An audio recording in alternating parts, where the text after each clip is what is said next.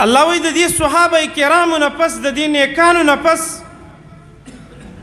د دې صالحینو نه پس بعضې څه داسې ناکاره خلک پیدا شوي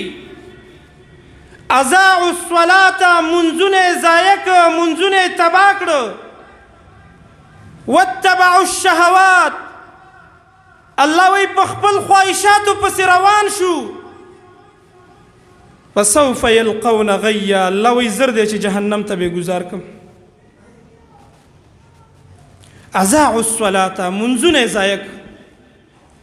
داسې نه وایي چې منځونه یې ونه کړه منځونه کوي خو سره د منځ د کولو سره سره منځونه تباه کوي ضایع کوي خرابوي د دې به څه معنی چې یو سړی منځ کوي خو دا خپل منځ خرابوي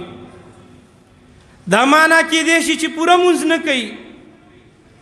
دا معنا کیدی شي چې په صحیح طریقه باندې منځ نه کوي خو بعضې اهل علمو د دې دا معنا کړې ده یؤخرون عن الصلاة منځونه کوي خو د جمع سره یې نه کوي شاته ځي شاته کیږي یؤخرون عن الصلاة معنا ده چې لیټ به راځي په اخرني سب کې به ولاړي د ټولو نه اخر ته به رارسي نو الله سبحانه وتعالی د دې دا تعبیر وکړو اضاعوا الصلاة منځونه یې تباه که تباه زما محترمو په دې منځونو کې د جمع نه شاته پاتې کېدل او وروسته زور کول صحابه کرام فرمایي سره د دې چې په هغه وخت کې به بعضې منافقین هم جومات ته راتلل په جمع کې به شامل وو په اول صف کې به هم ولاړو صحابه کرام وایي زمونږ به نښه دا وه چې د جمع د مونځ نه به هغه انسان پاتې کېدل چې د هغې په نفاق کې به د هېڅ چا هم شک نه و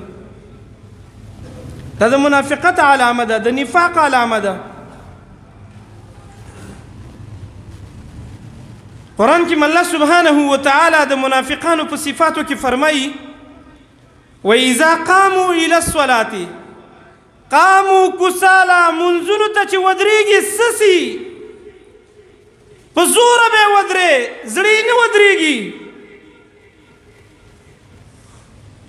والله که ما ورته هسې ځان ته سوچ وکړو دا ټول صفتونه په موږ کې شته که نشته مونځ کوو ډېر مسلمانان یې کوي الحمدلله خو نقصان او کمی راکې دا دی چې د جمع د منځونو پابندي نه کوو